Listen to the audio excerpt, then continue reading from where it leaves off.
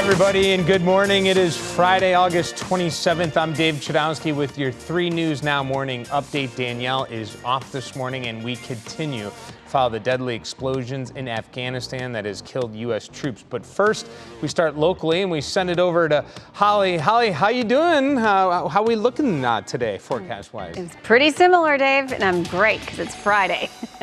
Y'all made it. And we are talking about a very similar weather pattern as we get into the rest of today and, for that matter, the weekend. As we go hour by hour, you'll notice these little pop-up downpours, showers, perhaps a rumble of thunder here and there. But if you're going to high school football tonight or maybe the Indians game, nothing that's going to wash things out. You might deal with that passing shower chance, but otherwise we're going to be okay. This is the view tomorrow morning. And again, we see some showers and storms rolling through, and then it's dry. And so same kind of a deal. And into Sunday as well. So it is going to be on and off, meaning you'll have sunshine. We'll call it rays and rains. How's that? Because that's pretty much going to describe the weather through the weekend itself. And then things change. So 7-day forecast coming up here. In the meantime for today, hot, humid, 87 the actual high, but the heat index value will be in the mid 90 range as we head into the afternoon. That's what it's going to feel like. Same thing for the weekend. Again, scattered showers and storms at times, upper 80s, heat index values, making it feel like it's in the 90s. By Monday, showers and storms likely. And then, Dave, we're going to start to finally cool things off as we look ahead to the middle of next week and working our way up to Labor Day weekend. We will not be deterred by terrorists. We will not let them stop our mission. We will continue the evacuation. President Biden and his administration are rushing to get more people out of Afghanistan after yesterday's attacks that left 13 American soldiers dead. The troops died in coordinated suicide bombings near the airport in Kabul. They happened at the main entryway called the Abbey Gate and the Barron Hotel, which is used as a checkpoint. A terrorist group called ISIS-K is taking responsibility. Pentagon anticipates more attacks with just 4 days left until the U.S. leaves Afghanistan for good. Governor Mike DeWine issued a statement on Afghanistan saying, in part, quote, "On behalf of all of our Ohioans, our deepest sympathy to the servicemen and women and the families of the injured and those who have lost their lives." Well, new this morning, the Supreme Court blocked the eviction moratorium put in place by the CDC during the pandemic. Imposed in early August, the current moratorium was due to expire in early October.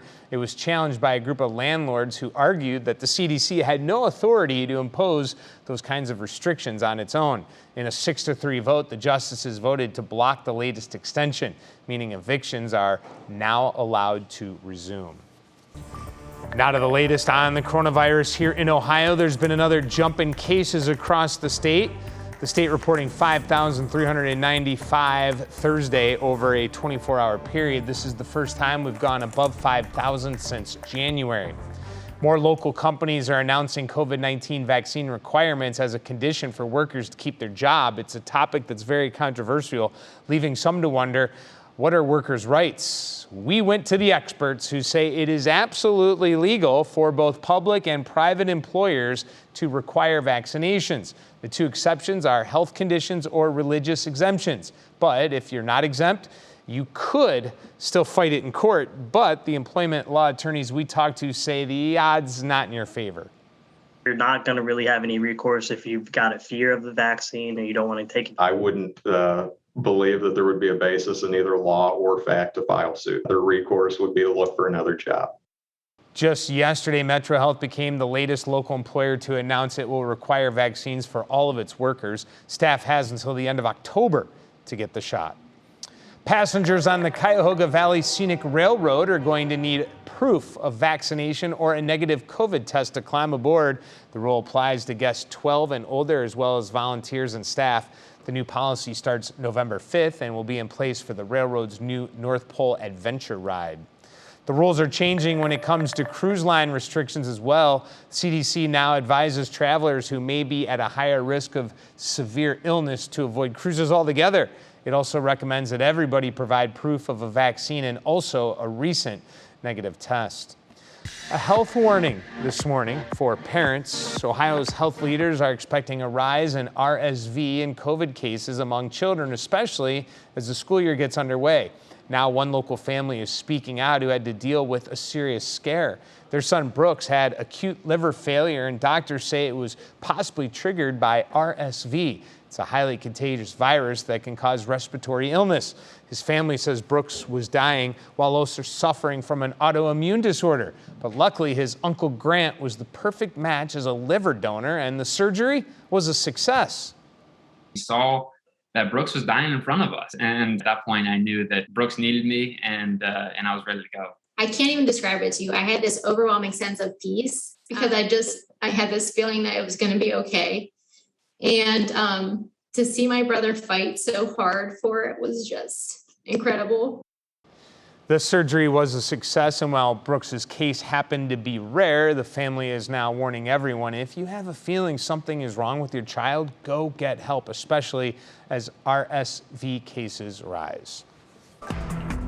Here are 3 things going on in Northeast Ohio today. First, get a taste of traditional Afghan food in Akron this weekend. Hujra restaurant will open as a pop-up inside Nohi on North Main Street in North Hill neighborhood. Pop-up will run all weekend long. Seven Hills Home Days will kick off today. The city is holding an old-fashioned carnival at City Hall, complete with rides, games, and fair food. Admission is free. Home Days kicks off at 5 with the opening ceremony at 6 p.m. Fireworks are set to begin at 10 tonight. Mentor Perch Fest is making its debut at the Mentor Lagoons Marina. The 3-day event will include fishing tournaments and clinics to cover all aspects of fishing. There will also be food, games, and live entertainment. The event begins at 5 p.m.